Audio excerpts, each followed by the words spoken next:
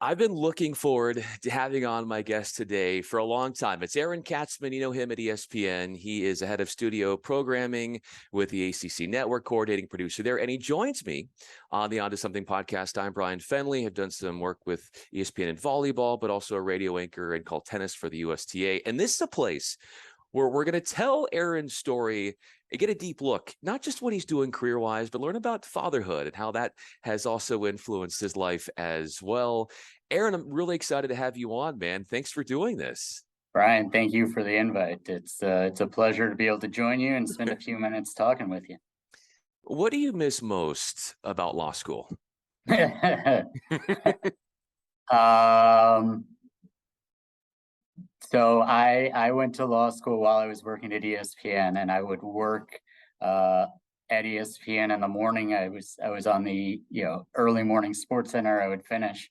I would drive down to Quinnipiac University Law School, which is about 25 minutes from Bristol, and more often than not, I would stop. There was a Stop and Shop about halfway between ESPN and Quinnipiac, and I would stop and either get a snack or more likely sit in the parking lot and take a nap for 15 minutes in my car. So I probably missed the nap time on my way to law school more than anything.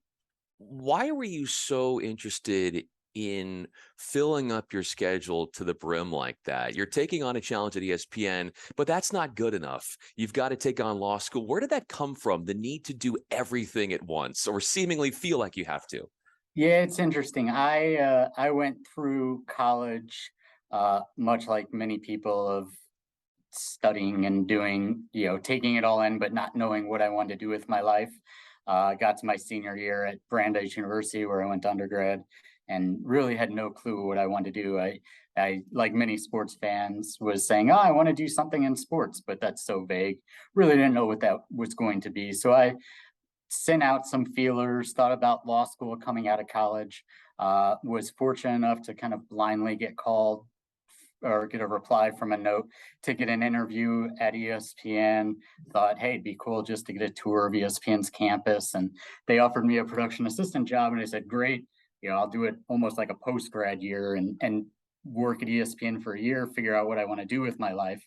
So I was there. I did the first year or whatever it was at ESPN and liked it. Wasn't sure it was necessarily a career path for me. So went down the road of law school and trying to decide, am I going to leave ESPN completely and go to law school full time? Is there an option where I could work at ESPN and go to law school part time? And that was ultimately the path I went. And definitely had some moments of second guessing myself and my decision, but wouldn't have traded it for anything. How does being someone who has a law degree make you a better producer? Um, it's a great question. I never, and people ask me this a lot. I don't obviously put my law degree to use in a practical day-to-day manner, but what law school taught me was how to analyze things from multiple angles. So if we're planning out a story, I can kind of play devil's advocate and see both sides of the coin. I have a better understanding of contracts and negotiations and things like that. So when I was producing or in my role now, if I want to do something and our host of the show wants to do something else, I probably, without realizing it, have a little more negotiation tools and tactics than I did pre-law school. And then the biggest one is time management. Everybody's busy all the time and is juggling a lot of things. But for me, being able to prioritize work, law school, try to figure out how to manage all of that really helped me as I went forward in my professional career of, okay, I'm busy, but I can still get this stuff done. The way in which you just described it there, how you can analyze things from different angles and how that makes you better as a producer. How do you find that you catch yourself analyzing things from different angles outside of work and how that might actually be a benefit to you?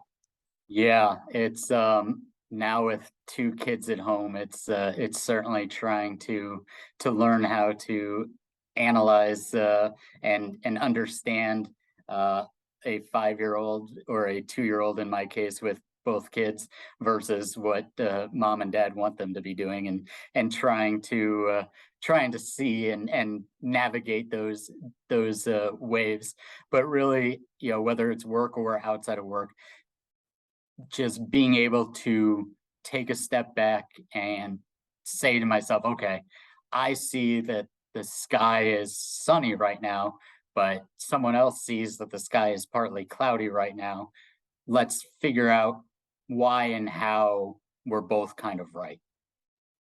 How does that dialogue that you just have, like, their influence, like when you and maybe your wife are talking about things and figuring stuff out, it's like she might have a perspective, you might as well. So that what you described in sort of problem solving and conflict management, how does that come across as well in family life too? Yeah, my wife and I never have any disagreements. We always just see eye to eye, and everything's always perfect. No, it really does help both of us, in home life. My wife Amanda's fantastic, and we spend a lot of time kind of talking through different perspectives, different ways to parent, ways to approach a 5-year-old having a temper tantrum, ways to approach should our kids be, playing sports or playing outside or playing in the snow or whatever the case may be. And, we are able to kind of use each other as resources and see both sides of a potential discussion so that we can, ultimately make the best family decision that we can. Aaron Katzman is with me. I'm Bryan Fenley. You mentioned one of your kids is 5. What were you like when you were 5 years old? uh, I mean, that's a great question. I was probably running somewhere with my mom or dad or younger brother with a ball in hand, whether it was a basketball, a baseball, maybe a golf club, and just kind of being a shadow to my parents and my dad as he was going to play sports. And then my brother, who's 2.5 years younger than me, we were and are inseparable. And it was the create a game out in the front yard of one-on-one baseball, and somehow figure out how to play a 9-inning game as 5-year-olds and young kids of making up these crazy little driveway sports games to play. What was your winning percentage against your brother? Well, it's a great question. Depends who you ask. I would say probably I'm the older brother, so probably 85% of the time I won. But their funny story: the first time he ever beat me playing golf, we were playing 9 holes, and we got to the ninth hole, and we were either tied or I was winning by one, and he hit a hole in one on the ninth hole to beat me for the first time he ever beat me. And I'm not sure he has ever or will ever let me live that one down. But if you're going to lose, at least lose in a blaze of glory to a hole in one. All right, so you lost that moment on the golf course, but what was your greatest win on the golf course Against him or in general? in general? Oh man. I think anytime I finish a round without wanting to throw my clubs in the lake, I'll treat it as a win. Um, yeah, I mean, for me playing golf, I'm competitive. I played golf my last 2 years of college. I go out on the course now and want to win and want to play well every single time I'm out there. But really, it's almost like a hobby to me, and it's an escape. So for me, it's about trying to take golf and use it as an outlet, and use it as a fun opportunity to either play some great courses, take advantage of a beautiful day outside, any of that kind of stuff. But I won't lie and say I'm not competitive, because I am. If I were to play you in golf, and let's say this is non-competitive, but we're out there playing 9 or 18, and I see the way in which you play and the way in which you attack the golf course, what am I going to learn about the way you play golf courses, your strategy and your mindset, as to your strategy and mindset in business, in work, in production with ESPN? Um, that's a great question. Probably kind of pretty conservative, straight down the road in terms of my style, but understanding there are times and places to take risks and to be aggressive and to, using golf analogies, overswing on a tee shot to try to, hit a little bit further, or, have a shot from behind the trees, and instead of doing the safe route and punching out, trying to hook it around 3 trees and see what happens, close your eyes and swing. And that's kind of like life. There are times where you take the safe route and want to, punch it out to make sure that you're doing the safe thing. And there are other times where you close your eyes and throw a dart and hope you hit the bullseye. So it is kind of like that. More often than not, pretty consistent and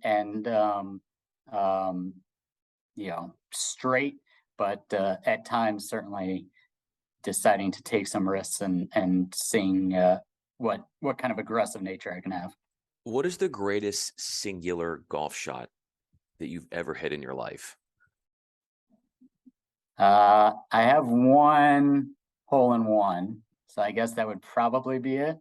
Playing with some friends a couple years ago, and I had mentioned my brother's hole in one. He's had a couple, and it's one of those things. I consider myself a fairly decent golfer, but had never had a hole in one, and was able to get one in that round with some friends. So I guess that would probably be my best golf shot that I've ever hit. What was your way of celebrating as soon as you knew it went in? Yeah, I didn't see it go in. Got up there, knew it was good. Got up there, didn't see it on the green. So, my initial reaction was like, oh, I must have misread it and I was short or long and it's just off the green somewhere. But decided to do the kind of walk by the hole and just take a peek just to make sure. And sure enough, it was in there. So it led to a fun, joyful celebration. It was I believe, like the 8th hole. So I still had plenty of golf left to play. I don't think it was the best remaining 10, 11 holes of golf that I've ever played, but I certainly will remember the day and that hole in one. Yeah, and you had witnesses around you, so Exactly. nobody can ever say, "Oh, Aaron, you were by yourself. You could have just put the ball in the cup." Aaron Katzman is with me. I'm Bryan Fenley. So you mentioned that golf is a place that's sort of an escape. It's where you can kind of find your peace. In a business that's nonstop, 24/7, always on the go, where else do you find your peace in yourself during a very hectic and always on the go line of work? It's family.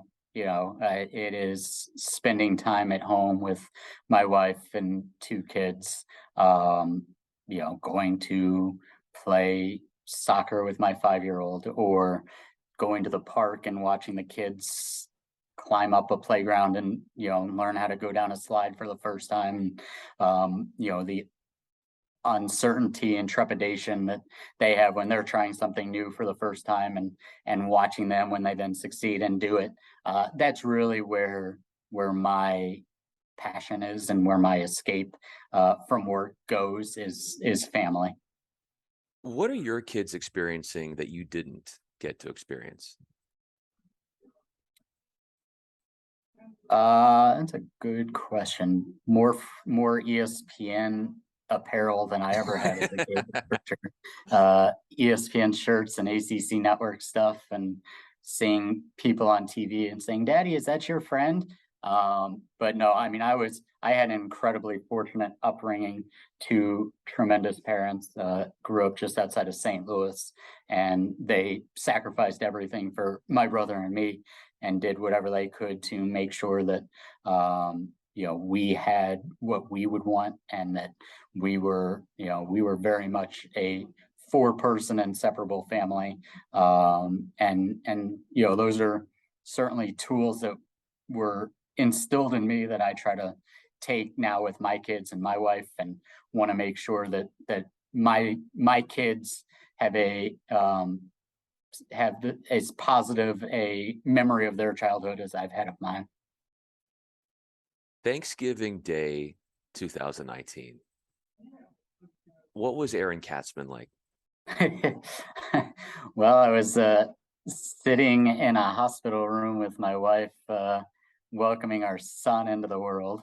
Um, as nothing like a turkey day baby and some turkey in the hospital to celebrate. Thanksgiving's always been one of my favorite holidays, just because of family and great food and sitting and watching football and all of that kind of stuff. But yes, it will forever be my favorite Thanksgiving, as we welcomed our son Nathan nice and early in the morning on that Thanksgiving morning. Aaron Katzman is with me. I'm Bryan Fenley. How do you get or feel the appropriate validation with your colleagues, knowing you're doing a good job, knowing that you're appreciated, that you're telling your coworkers that they're appreciated? What's your way of sort of affirming them and getting the best out of yourself and the best out of others around you? Being genuine. I think, I've been fortunate to have some amazing bosses at my time at ESPN, and the common thread from those that I've learned from is, if you're genuine and you're being honest and direct and also passionate about what you're doing, that those that you work with will feed off that energy, and want to run through a wall to help our team. Whatever project I've been a part of at ESPN. Right now I'm part of our ACC network, but before that I was College Game Day and ESPN College Sports.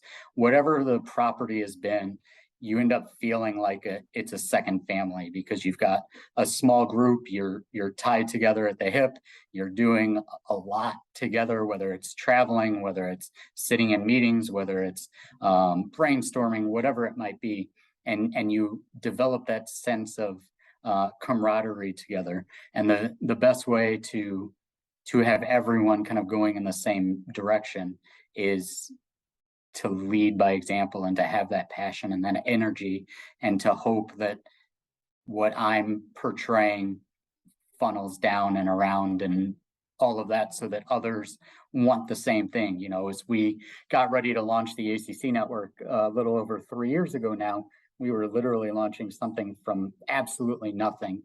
And I came over with, I liked the ACC, I watched the ACC, but I wasn't passionate about the ACC.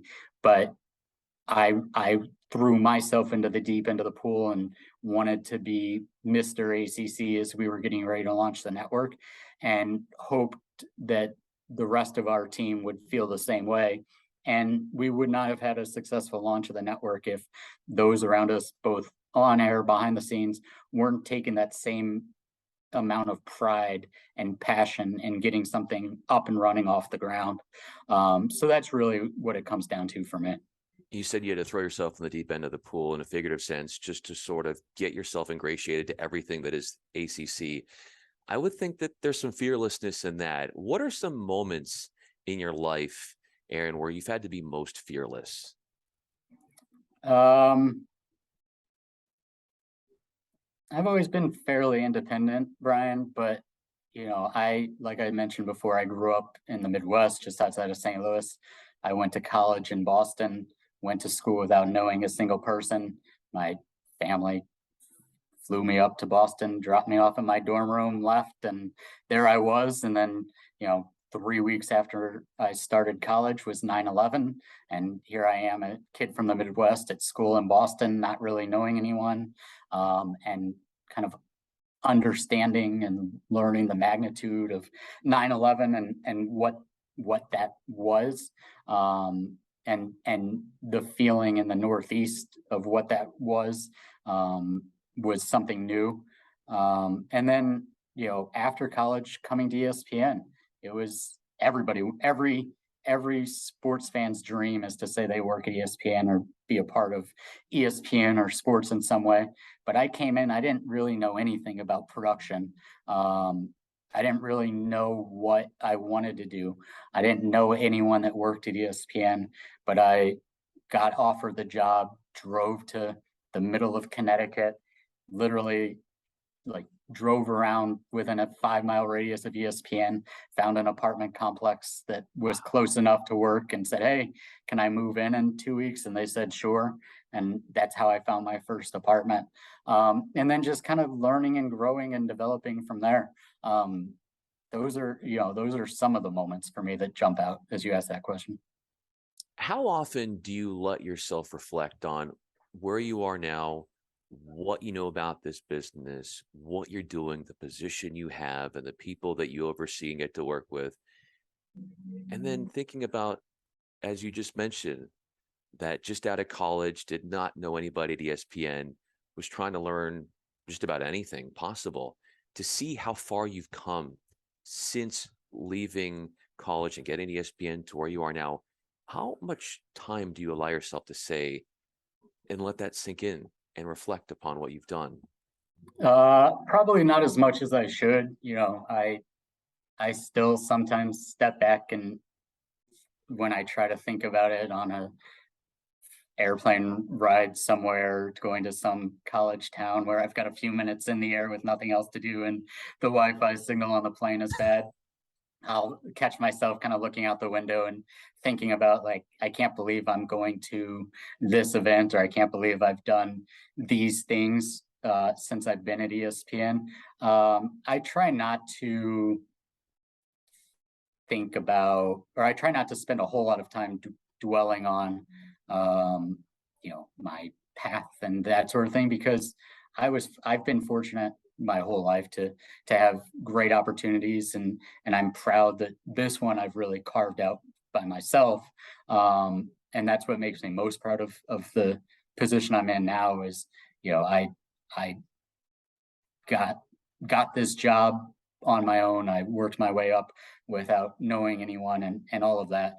But in the moment, you go day to day, and I'll talk to someone this afternoon, and we'll both complain about something work related. And can you believe that such and such is happening, and this and that? But then there are certainly times where, like I mentioned on a flight, where I will look out the window and say, "Wow, like I can't believe that I've covered all these Final Fours or these football national championships." I just had the honor of being named to the 40 under 40 Saw college that. sports for the athletic. And, it was something that our ACC Network PR person sent me a note that morning, like, "Hey, here's the link." I was like, "What is this?" Because never in my wildest dreams would I ever think about getting recognized for something that I do every day and try to do to the best of my abilities. But it those are the moments where you kind of stop and say, "Wow, it's pretty cool when others, without me even knowing it, are seeing it and appreciating it." When you say that you can't believe a lot of these things that have happened, all I think about is this powerful self belief within yourself. Maybe you didn't know where your future was going at the time or where this would all lead to. But just in getting to know you and learning about you, Aaron, even before you got to ESPN, there seems to be this powerful self belief in what you can do, in your potential. How powerful for you do you see that self belief in how that was the basis for what has catapulted you into taking on challenges, things that you did not foresee that you've been able to do that allows you now in those finite moments when you're sitting on the airplane and the Wi-Fi is not working and the person next to you doesn't want to talk to you or is in their own world, and you look over into the window and the clouds and you say, wow, isn't this something? Yeah. All of it, like everything. I I've learned to try to take it all in stride, but the self-belief and the self-confidence isn't always there and hasn't always been there. Like I second guess right now that I know what I'm doing. It's like the old Seinfeld line, "It's not a lie if you believe it." Like I've fooled enough people at this point that Don't stop it. seem to think that I'm doing a good job at what I do, but by no means do I think that I've got it figured out or that I'm an expert or anything like that. So I think that's part of the challenge, is continuing to grow and learn and figure out, hey, at one point I was that 22-year-old that was moving here right out of college and starting a new job.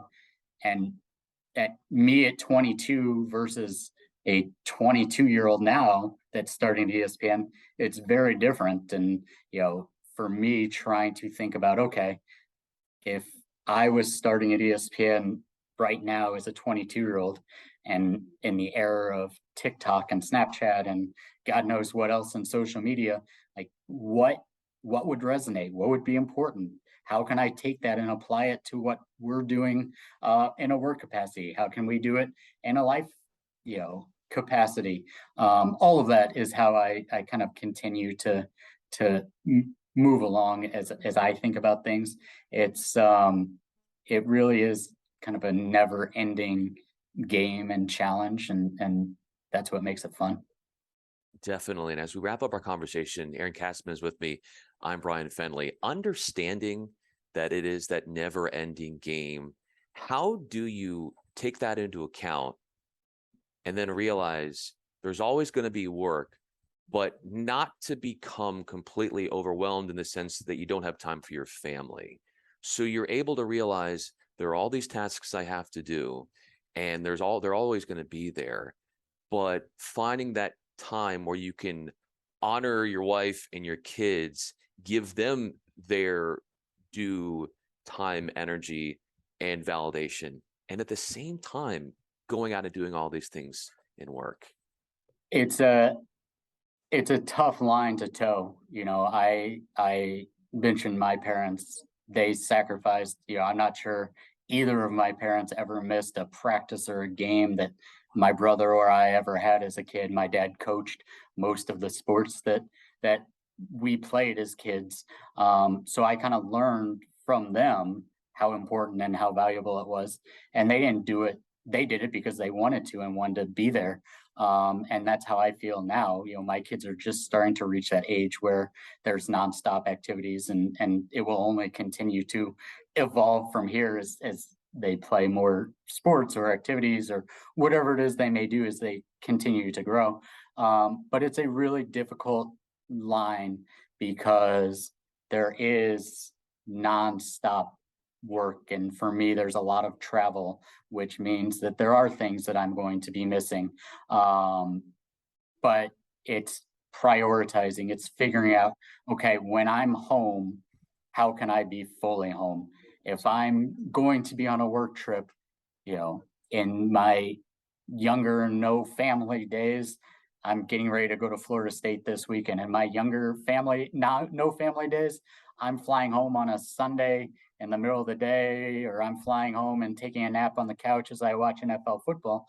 Now it's how can I get home quickly enough and early enough so that I can see my family and be with my family and spend the day with everyone. Because I don't want to miss out. I don't want my kids to say, "Hey, Dad's got a cool job," but we only see him on FaceTime. I want my kids to be able to say, Dad's got a cool job and he's at all of our games or practices or dance recitals or whatever it may be. So I think it's an evolving thing for me that I'm continuing to figure out as we go. I don't think I'll ever master it, but it's my number one priority as I kind of juggle the work-life balance.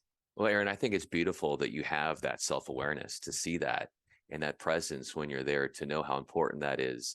And just from the way in which you've been painting the picture, sounds like a lot of fun being in the Katzman household. Aaron Katzman, of course, coordinating producer, ACC Network, head of studio production there for ACC Network. I'm Bryan Fenley, have done some work with ESPN in volleyball, radio as well, and do some tennis with USTA. Aaron, this was so much fun, man. Thanks so much for letting us in on sort of a joyride into your life and getting to know you just from all angles, which is the way in which you like to attack your work, as you said earlier, from all angles. Well, thank you, Brian. I really enjoyed it and appreciate the questions because I'll definitely hang up. And now, as I get on my flight to Tallahassee tomorrow, look out the window and think about a lot of the things that you and I have talked about here today. So I really appreciate it.